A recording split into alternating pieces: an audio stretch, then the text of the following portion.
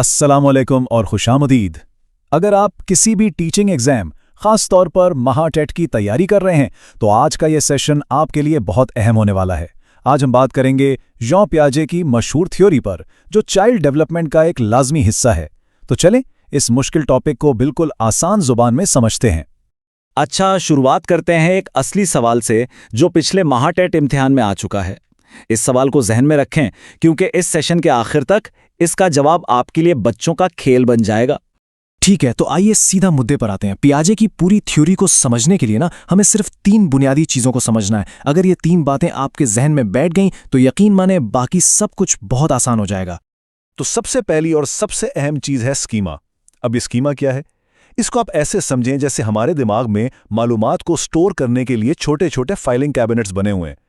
जब भी हम कोई नई चीज देखते या सीखते हैं, हमारा दिमाग उसके लिए एक अलग फाइल या स्कीमा बना लेता है। अब यहां से कहानी और भी दिलचस्प हो जाती है। जब हमारे सामने कोई नई मालूमात आती है तो हमारा दिमाग 2 तरह से काम करता है। पहला है एसिमिलेशन, यानी नई मालूमात को किसी पुरानी पहले से मौजूद फाइल में ही एडजस्ट कर लेना। मिसाल के तौर पर एक बच्चे के दिमाग में कुत्ते की फाइल बनी हुई है कि उसकी 4 टांगें होती हैं। अब जब वो पहली बार बिल्ली को देखता है तो वो उसे भी कुत्ता ही कहता है। क्यों? क्योंकि वो इस नई मालूमात को अपनी पुरानी फाइल में फिट कर रहा है। और दूसरा तरीका है अकोमोडेशन। इसमें दिमाग नई मालूमात के लिए एक बिल्कुल नई फाइल बनाता है। जब बच्चे को समझाया जाता है कि भाई ये कुत्ता नहीं, ये तो बिल्ली है, तो वो अपने दिमाग में बिल्ली के नाम से एक नई फाइल बना लेता है। तो पुरानी मालूमात में नई चीजें डालने यानी एसिमिलेशन और नई मालूमात के लिए नई फाइलें बनाने यानी अकोमोडेशन के दरमियान जो तवाज़ुन कायम करने का अमल है ना, उसी को पियाजे ने इक्विलिब्रेशन कहा है। यही वो ताकत है जो हमें सीखने पर मजबूर करती है। देखें, हम तवाज़ुन में होते हैं, कोई नई चीज़ हमें उलझन में डालती है और फिर हम अकोमोडेशन के जरिए सीखकर दोबारा तवाज़ुन में आ जाते हैं। तो अब सवाल ये पैदा होता है कि सीखने का ये सारा अमल उम्र के साथ साथ कैसे आगे बढ़ता है।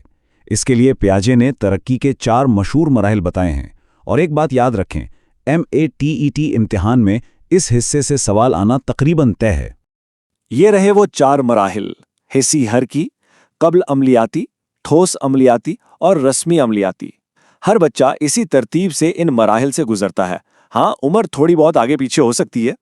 पहला मरहला है सेंसरी मोटर स्टेज, जो पैदाइश से 2 साल की उम्र तक होता है। इसमें बच्चे अपनी हवास यानी सेंसेस के जरिए सीखते हैं, चीज़ों को छूकर, पकड़कर और मुंह में डालकर। इस स्टेज की सबसे बड़ी कामयाबी है ऑब्जेक्ट परमानेंस का तस्वुर समझना, यानी बच्चे को यह समझ आ जाता है कि अगर कोई चीज़ उसकी नज़रों से ओझल भी हो जाए तब भी वो मौजूद रहती है। बिल्कुल वैसे ही जैसे पीकाबू खेलते हुए वो जानता है कि चेहरा गायब नहीं हुआ, बस छुपा हुआ है। उसके बाद आता है प्री ऑपरेशनल स्टेज, 2 से 7 साल की उम्र में। यहाँ बच्चे जुबान और इशारों का इस्तेमाल सीखते हैं। वो लकड़ी के ब्लॉक को गाड़ी समझकर खेल सकते हैं, लेकिन उनकी सोच में मंतिक या लॉजिक नहीं होती और वो बहुत ईगोसेंट्रिक यानी खुद मरकज होते हैं। वो समझते हैं कि जो वो सोचते हैं सारी दुनिया वैसा ही सोचती है।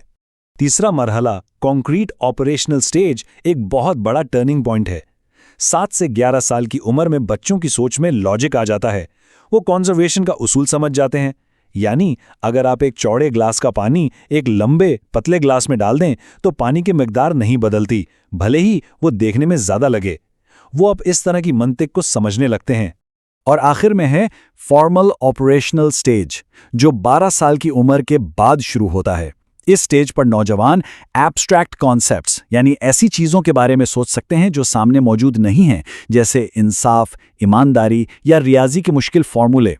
वो किसी मसले को हल करने के लिए मुख्तलिफ जावियों से सोच सकते हैं। उम्मीद है कि ये चारों मराहिल अब आपको बिल्कुल वाज़े हो गए होंगे। अगर आप चाइल्ड पेडागोजी के दूसरे अहम मौज़ूआत पर भी ऐसे ही आसान तज्ज़िये देखना चाहते हैं तो हमारी पूरी प्लेलिस्ट का लिंक नीचे डिस्क्रिप्शन में मौजूद है, उसे ज़रूर चेक करें। चलें, अब जो कुछ हमने सीखा है उसे अमली तौर पर इस्तेमाल करके देखते हैं। हम MATET के पिछले पर्चों से 2 मजीद सवालात हल करने वाले हैं। देखते हैं आपको कितना याद है। तो सवाल ये है कि जिस तरह ऑब्जेक्ट परमानेंस का ताल्लुक सेंसरी मोटर स्टेज से है, इसी तरह कंजर्वेशन और रिवर्सिबिलिटी का ताल्लुक किस स्टेज से है? सोचें ज़रा। देखें, ऐसे सवालात को हल करने का एक बेहतरीन तरीका है। सबसे पहले अहम अल्फाज को पकड़ें। यहाँ अहम अल्फाज हैं कंजर्वेशन और रिवर्सिबिलिटी। अब अपने दिमाग में दोहराएं कि ये 2 खुसूसियात हमने किस स्टेज में पढ़ी थीं। जी हाँ, बिल्कुल। ये कॉन्क्रीट ऑपरेशनल स्टेज की पहचान है। तो सही जवाब हुआ ऑप्शन दाल। कितना आसान था। अच्छा, एक और सवाल देखते हैं। एक बच्चा ये सोचता है कि रात इसलिए होती है ताकि वो आराम से सो सके। ये सोच क्या जाहिर करती है? वीडियो को यहीं रोकें और अपना जवाब नीचे कमेंट्स में जरूर लिखें। बहुत अच्छा। जिन लोगों ने खुद मरकजियत यानी ईगोसेंट्रिज्म का इंतखाब किया वो बिल्कुल दुरुस्त हैं। बच्चे का ये सोचना कि दुनिया का हर काम उसकी ज़ात के लिए हो रहा है, यही तो ईगोसेंट्रिज्म है, और ये खसूसियत प्री ऑपरेशनल स्टेज में पाई जाती है।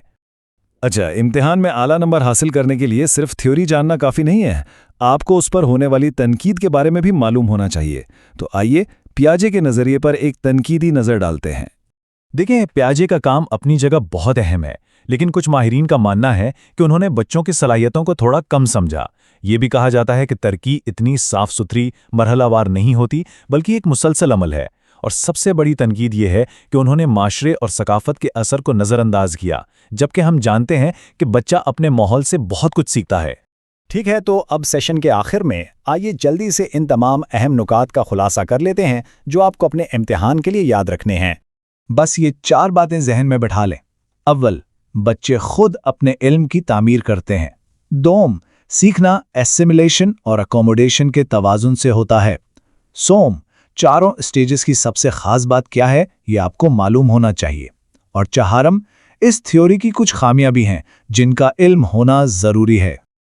तो ये था पियाजे की थ्योरी का एक जामे तज्जिया, खासतौर पर एमए टेट के उम्मीदवारों के लिए। अपनी तैयारी को और भी मजबूत करने के लिए डिस्क्रिप्शन में दिए गए लिंक से मुफ्त पीडीएफ नोट्स डाउनलोड करना ना भूलें और वहीं पर मौजूद क्विज को हल करके खुद को टेस्ट करें।